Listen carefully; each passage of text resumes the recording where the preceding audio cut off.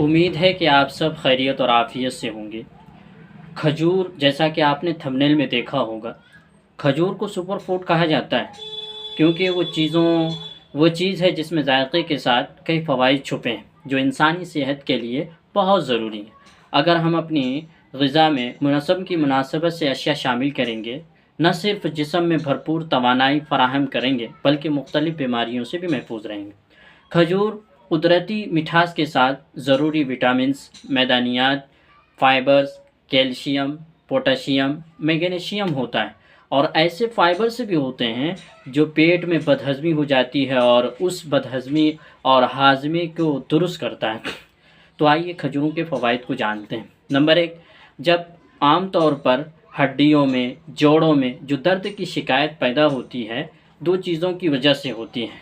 या तो कैल्शियम की कमी की वजह से या विटामिन डी की कमी की